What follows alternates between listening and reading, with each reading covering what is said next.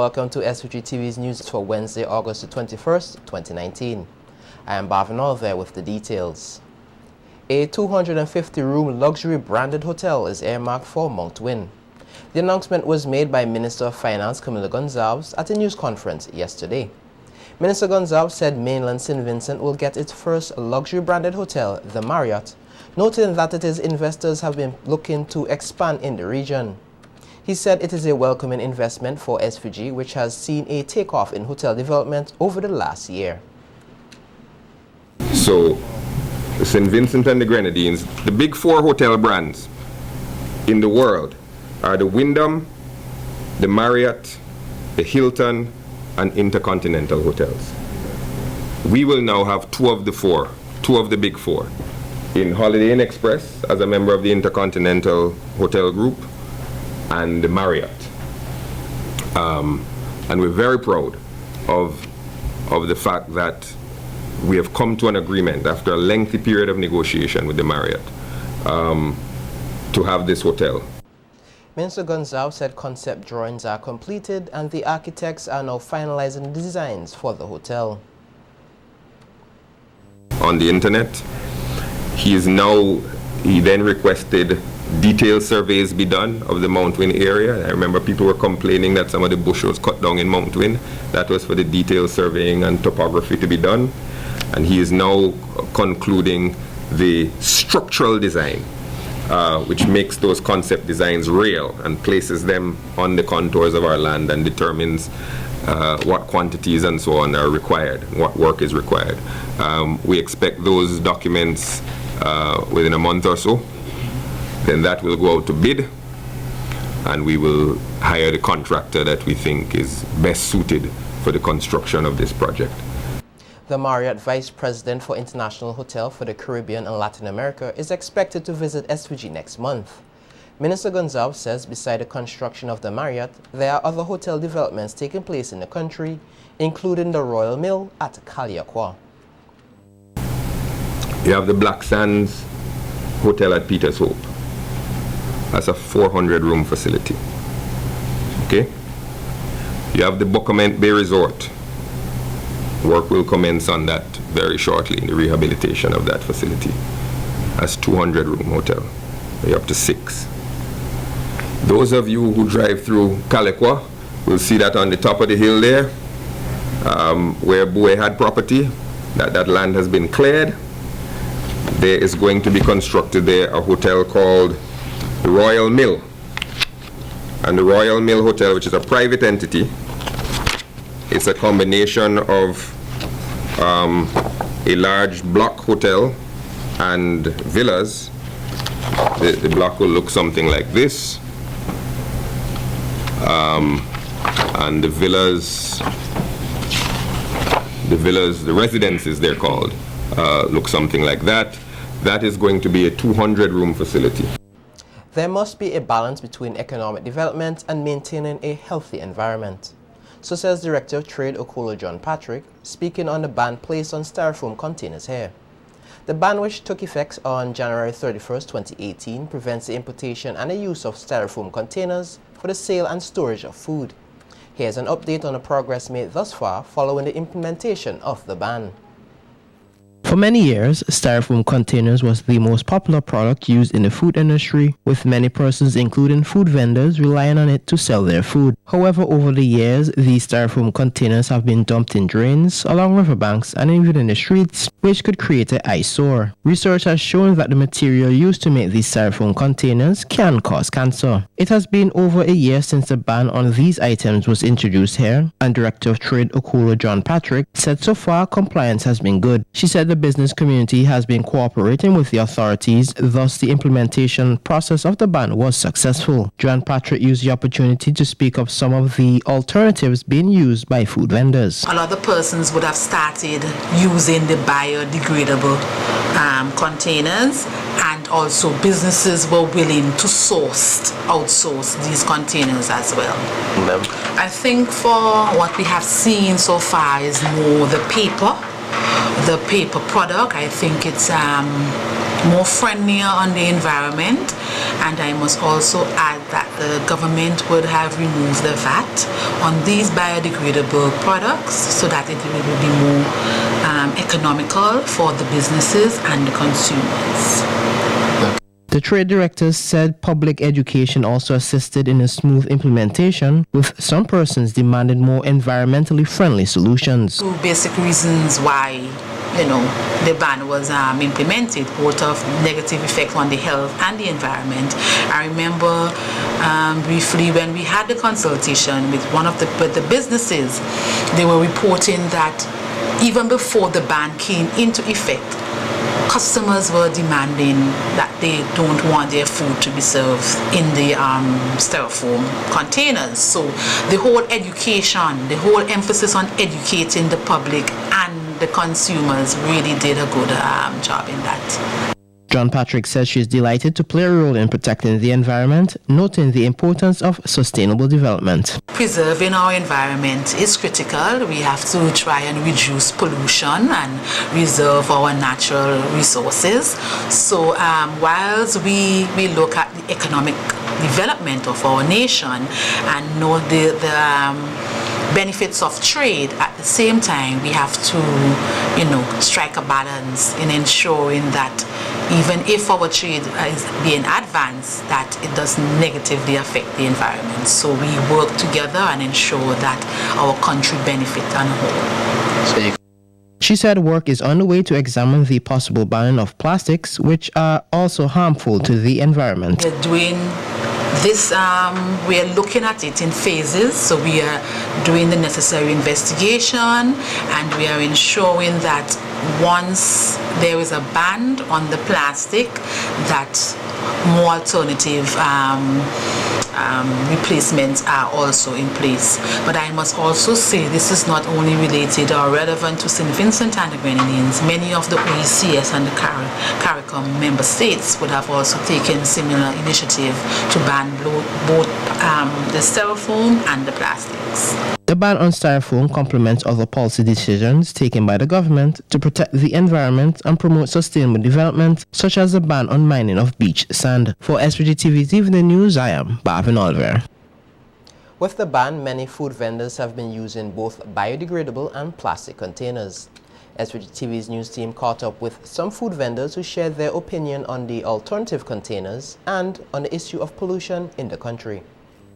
Well, most customers complain because you can't put nothing too saucy in them because they get salty and saggy and whatnot. And 3, you can't put them in microwave because I tried it once and it blew. The microwave catch a fire. Yeah, so like it was than the styrofoam. This one, if you put the food in it, it gets so soft and soggy, so you have to use it right away. Like somebody had a lunch and want to come back, you can't use it until when they come back it gets so soft. This one is a better quality. Okay, and they're both pretty expensive. Yes, they are very expensive than the styrofoam, so I don't know the difference about it, if they're charging them too much cost but they're very expensive. Started using the black plastic containers. These are reusable and they are also microwavable, and customers have been appreciative of it in that they are able to reuse their containers. After buying a meal, they can then take the containers at home and use it whether for their leftover salads or to prepare their own lunch for another day, or even leftover sandwiches. And of course they have some drawbacks. Yes, there are. There are two mainly, the price for one, and secondly, we are also seeing the issue of littering of these containers in our rivers and our drains. Like the styrofoam, people are taking these plastic containers and throwing them in the rivers and in the drains. And I think we all should take responsibility for littering. That is problem. Heat coming through on people's hands. Little children coming to buy it is problem. You have to make sure secure them properly for the children and things, you understand? But the problem is not the styrofoam, it's the littering of people. People throw anything anyway. So that is the problem. And you have to solve the problem there. You understand? Because you got them still blocking up with them food boxes still. Be ready, be prepared, and be knowledgeable to face any disaster. This was the message given by the Minister of Housing and Survey, Montgomery Daniel, during his address at the opening of a 5-day training session with volunteers of the North Windward communities under the Volcano Ready Community Project. The opening ceremony was held on Tuesday at the Modern Diagnostic Center in Georgetown.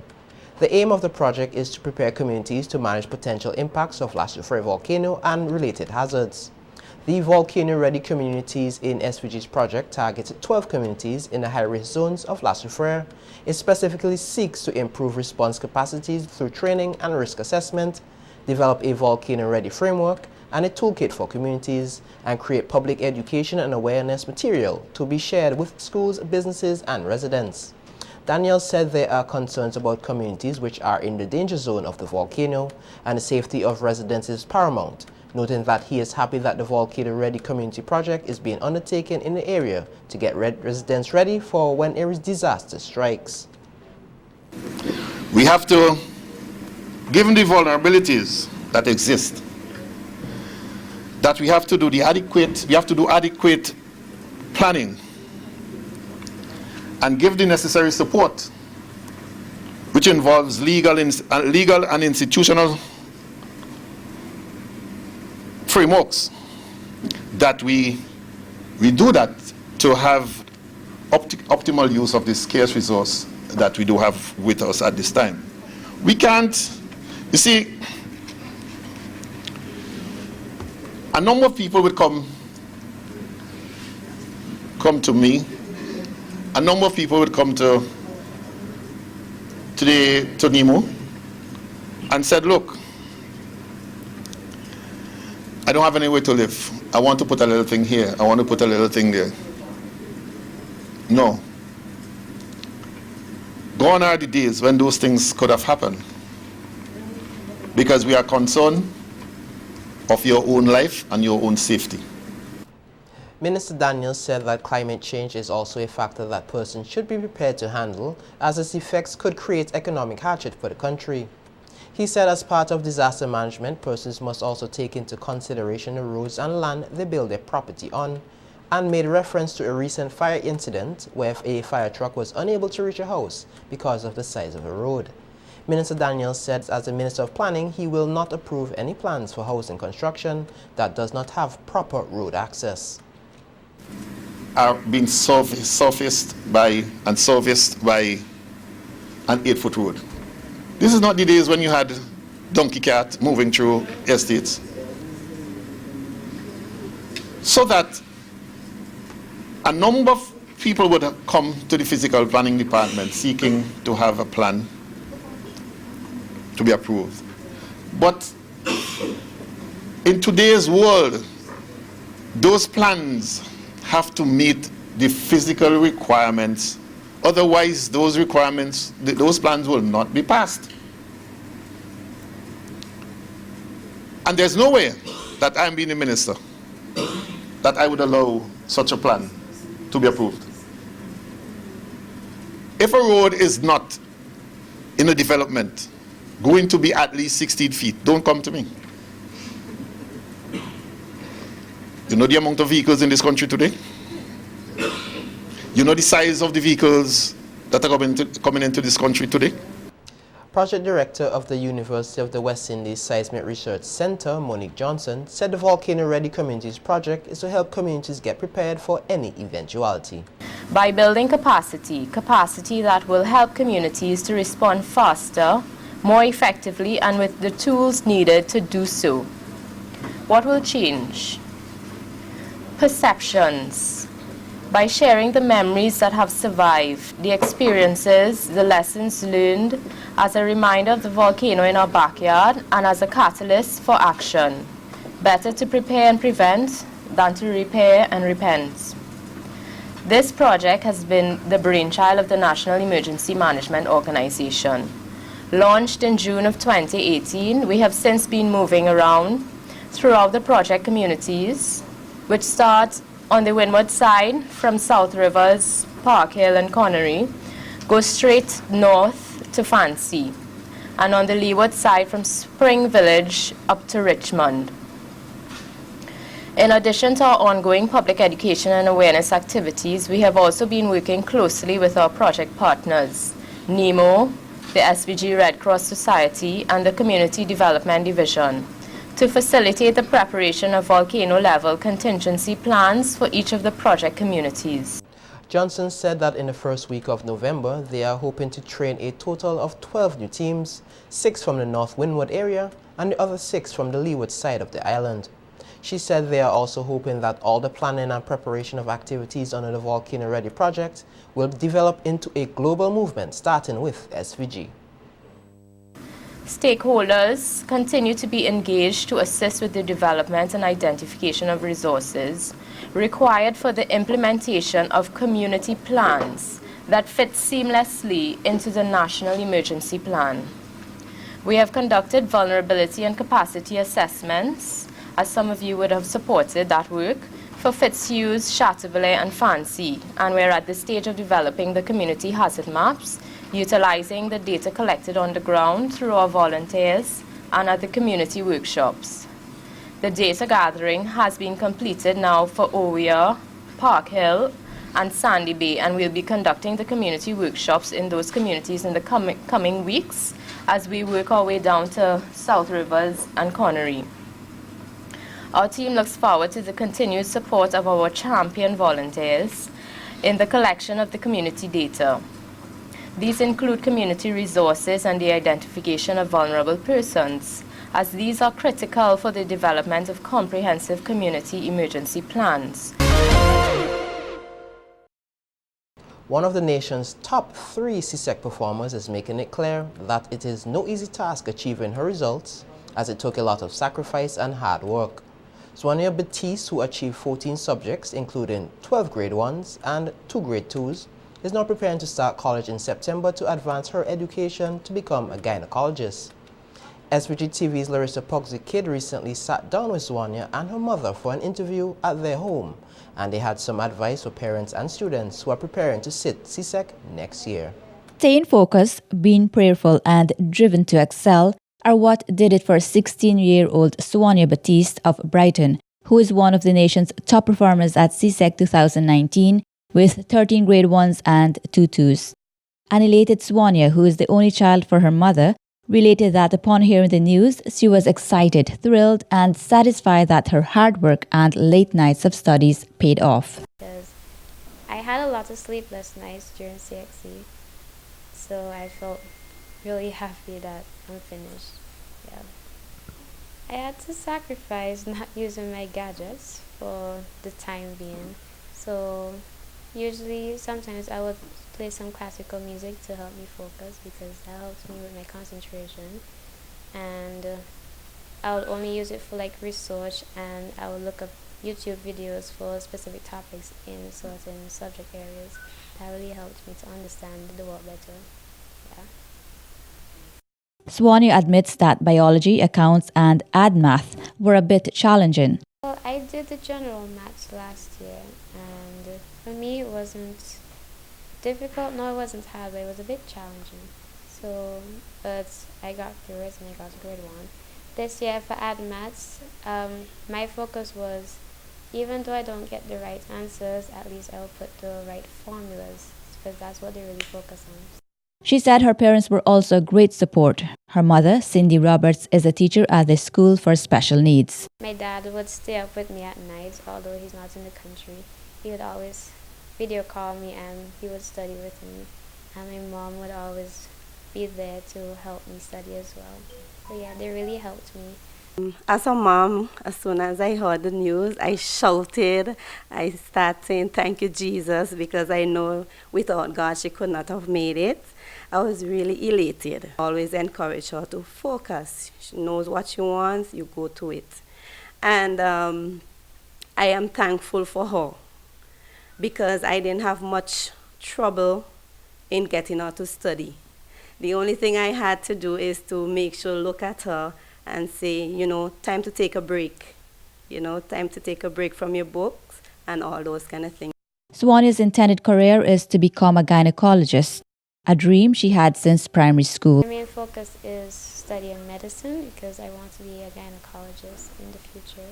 to help women, and having a career in medicine empowers me to help others, and I'll gain respect by others as well. Her dream from ever since she's a child, she always wants to become a doctor. So at the end of every school, from primary, I said, "No, what is your career path?" "Well, a doctor." And as she progresses, even in Form 3, then 4, and then she said, "Okay, I wish to become a gynecologist in the future." And that has been her dream all along. Swanya's mom said she is grateful for the C.W. Prescott, which gave her daughter a solid foundation, but noted that a good upbringing at home is also key. While you have your children, you nurture them even from within the womb. And you can read stories, but always remember to pray.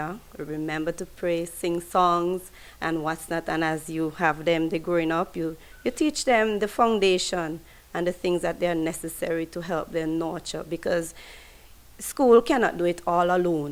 Swanya's advice to students who will be sitting the exam next year is to start studying now and to remain focused.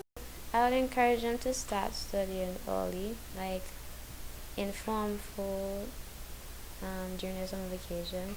They can revise some work in Form 3, and then during September to December area, go over some work in Form 4 as well as some in Form 5. Yeah, so just keep practicing and revise your work early, and do some past papers as well. That really helped a lot. She said she is grateful to all her teachers at the girls' high school. Swanya is now preparing for the next chapter in her academic journey, that of college, which she will start in September. Reporting for SVG-TV News, Larissa Pugsley Kidd. Students attending the Caliaco Anglican School will be temporarily relocated for the start of the new school year to accommodate works to be carried out at the facility. This was announced by Area Representative and Minister of Finance Camila Gonzalez at yesterday's news conference. Gonzalez said that a temporary structure is being built behind the Anglican Church to accommodate the students and staff. Came up with the idea of offering the land behind the Anglican Church, immediately behind the Anglican Church, for the construction of temporary classrooms.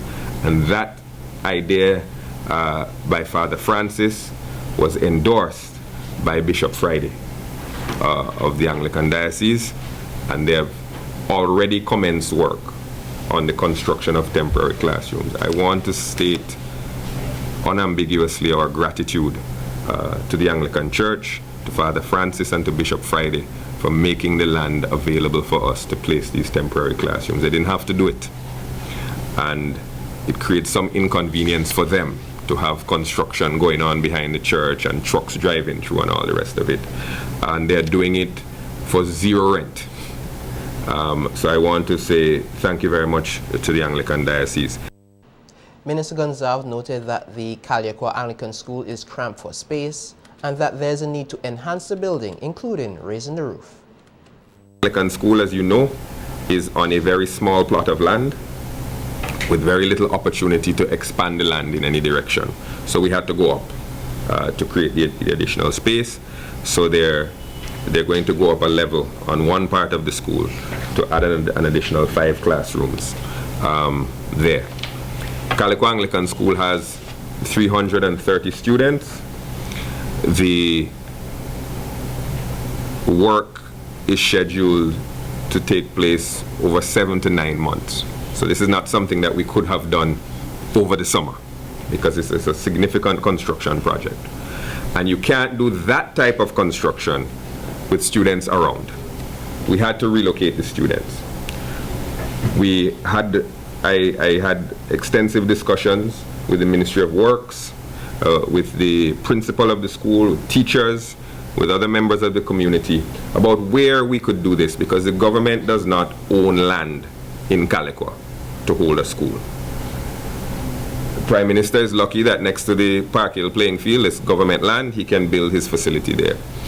Minister Caesar is lucky that the amount of work he's doing at Newgrounds doesn't require a new school to be built, essentially, temporarily. Just a few classrooms, so that can fit on the hard court.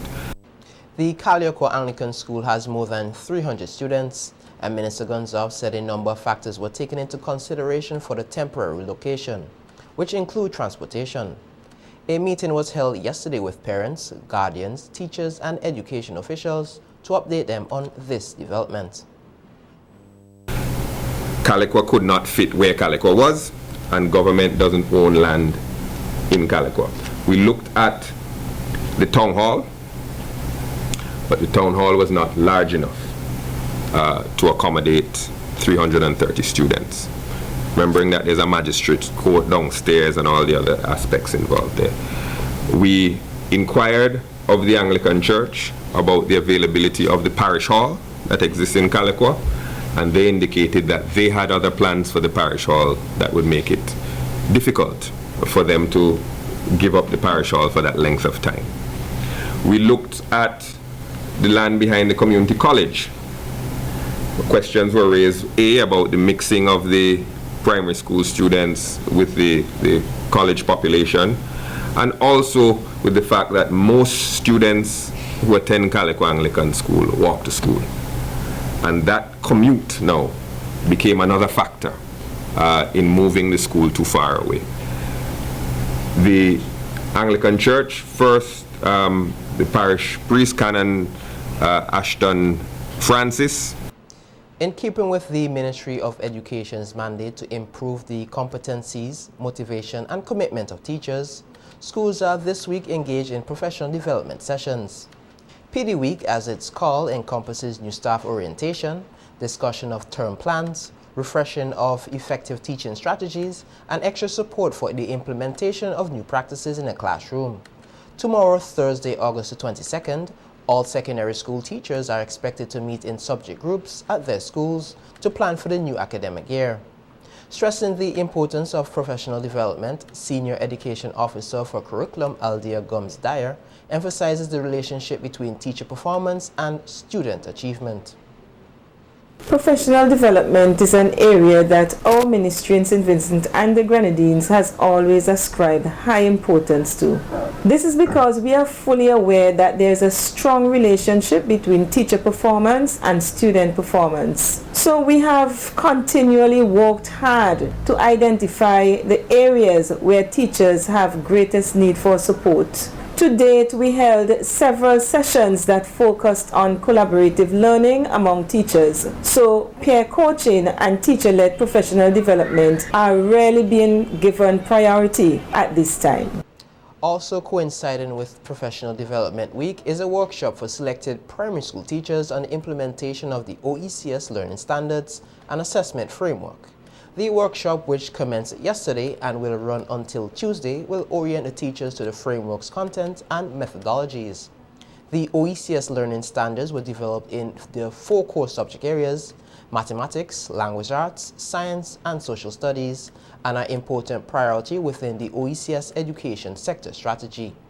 Chief Education Officer Acting Elizabeth Walker highlights the importance of the OECS education sector strategy, suggesting that the standards and assessment framework were designed to improve the quality of education and ultimately student performance across member states. The OECS Education Sector Strategy 2012 to 2021, which guides the educational direction and priorities of member states in the OECS, was developed to assist member states in their educational programs and activities. Out of that strategy, there were 7 strategic priorities or imperatives, which would be used to assist in achieving the vision and goals of education in the OECS.